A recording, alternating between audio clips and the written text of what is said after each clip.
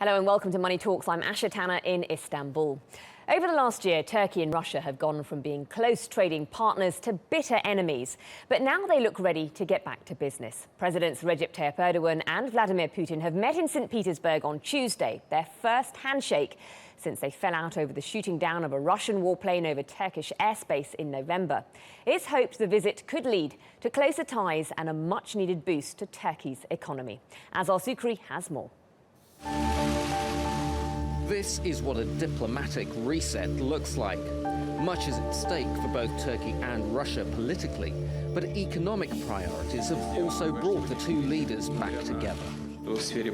Today we will have an opportunity to speak both face-to-face and in a larger group to address these issues, including the restoration of our trade and business relations and our cooperation in fighting terrorism.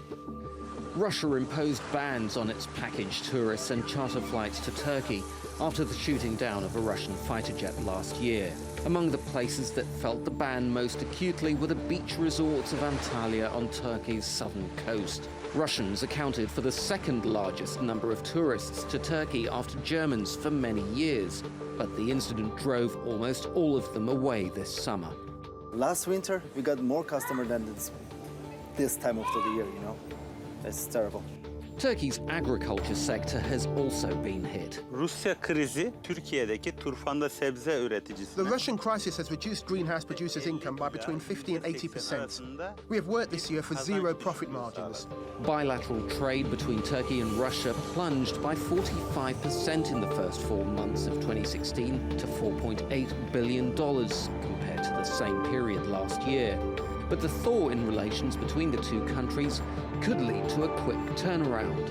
Ata Invest, a Turkish investment advisory firm, estimates that improved ties with Russia could add about $10 billion to Turkey's economy over the next 2 years, mainly through trade and tourism.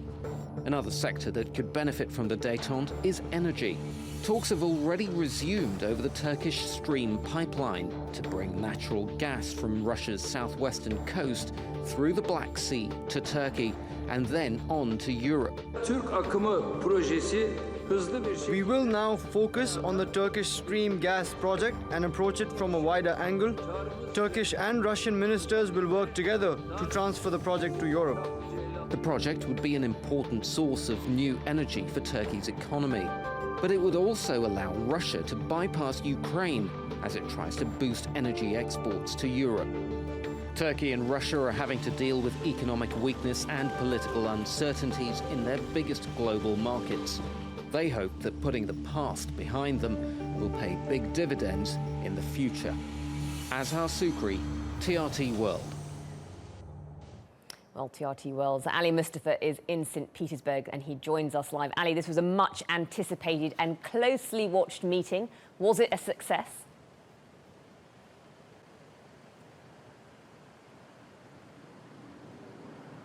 Well, Asha, if you were to listen to President Erdogan and President Putin, the fact that they are talking face-to-face is a huge success. And economic integration, economic benefits are driving this rapprochement between Turkey and Russia. Energy flows, as our report suggested from Azhar, is the primary reason. Falling oil prices for Russia have put more pressure on Russia to find new economic markets for its main product, and this time gas is playing an important role in bringing Turkey and Russia together. The report also spoke about the Turkish Stream pipeline project. Turkey aims to import around 16 billion cubic meters of natural gas through the Black Sea into Turkey and then on to Europe through this pipeline. So a lot is at stake and economic benefits for both the sides are driving this rapprochement. But other issues, political issues remain, and we'll have to wait and see if they can overcome these political issues for mutual economic benefits. OK, Ali Mustafa live in St. Petersburg. Thank you. Well, we'll get more on this story, and we're joined by Ilya Golubov, who is the head of research at Evo Finance, Mossad Bank, and Turkish economist FATİH MACİT, who is in our newsroom here in Istanbul. Welcome to the programme, gentlemen. FATİH MACİT, I'll start with you. This was President Erdogan's first foreign trip since the attempted coup in July. How crucial in terms of a meeting was this? If we look at what's happened to Turkey in terms of restoring economic ties, you have charter flights that were cancelled in Russia, travel packages were banned, tourism has been hit hard, sanctions imposed, preventing imports of food goods from Turkey. How crucial are bilateral ties between these two nations? Well, I think it is very important for Turkey to have good relationships with Russia. Well, before we have this jet crisis with Russia in 2015, due to the low oil prices, the exports to Russia has already declined by 40%. And we saw another 60% decline in the first half of this year in exports of Turkey to Russia. So good relationships with Russia are important in terms of Turkey's exports to Russian economy. The second part, as you mentioned, is about tourism industry.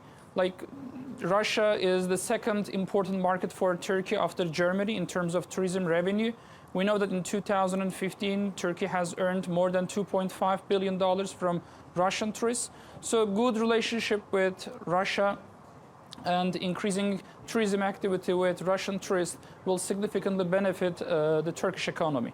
Okay, Ilya Golubov, I want to bring you in. The downing of the Russian jet, as FATİH MACİT mentioned there, was a very, very important, I suppose, break between the two countries. We saw two pilots.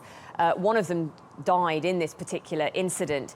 And one of the biggest business deals stalled. This is the Turkstream pipeline to carry gas from Russia to Turkey. Have the presidents kissed and made up? I mean, is this project too big a deal to derail completely? No, as President Putin and President Erdogan said that Turkish pipeline project is alive, and after the president's press conference, Russian Energy Minister Alexander Novak told reporters that the first line of the Turkish pipeline project could be operational in the second half of 2009. I think that Turkey, as my colleague said, is the second largest importer of Russian gas, and Turkish pipeline could provide Turkey with 15.7, as I remember, cubic meters of gas per year. So, of course, it's a very important project, and it will be alive, of course. FATİH MACİT, Turkey's economy has been wavering. A number of credit agencies have downgraded its investment sectors. What are you hoping this meeting will do to boost confidence? Well, of course, an important weakness of the Turkish economy is about, as the rating agencies are also mentioning, is about the external capital flows and the current account deficit that the country is facing. Tourism revenues are an important source in terms of financing the trade deficit of Turkey, and the crisis with Russia that we faced this year have significantly reduced the tourism revenues of Turkey, and some authorities, some rating agencies have mentioned this as a reason why they are downgrading Turkey's rating.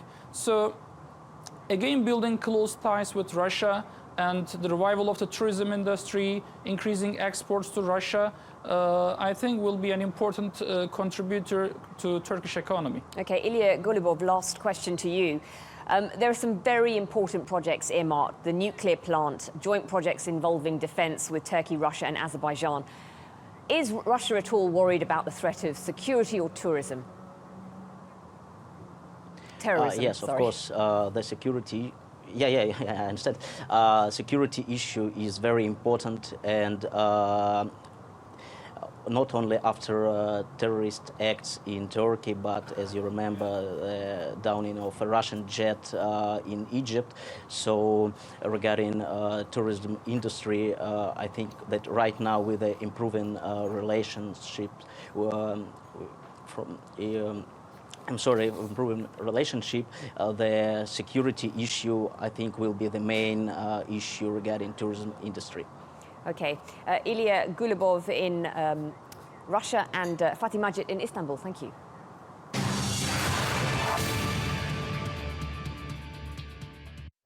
Well, our editor-at-large, Craig Capitas, joins us from Paris to give us his flip-side view on these things. Craig, is this a case of business trumps politics? We don't know yet, because most summits are prepackaged public relations campaigns, yet this one is certainly not a charade. The backstory to this is that NATO is fearful that Turkey is slowly leaving the Atlantic system. US and its allies are panicking about this pivot and are panicking about this summit. Whether the issue is energy or Syria, there's a much bigger geopolitical and economic shift at work here, in which the United States, which used to own the playing field, is now only making a cameo appearance. There is concern about this, and the specific of it is, Asha, is linkage. The Russians love linkage. So the question is there linkage, long or short term, between these geopolitical aspirations and the geoeconomic aspirations that Russia and Turkey share symbiotically? Would it be fair to say that with some bitter irony, the attempted coup have actually brought these two countries together in terms of politics?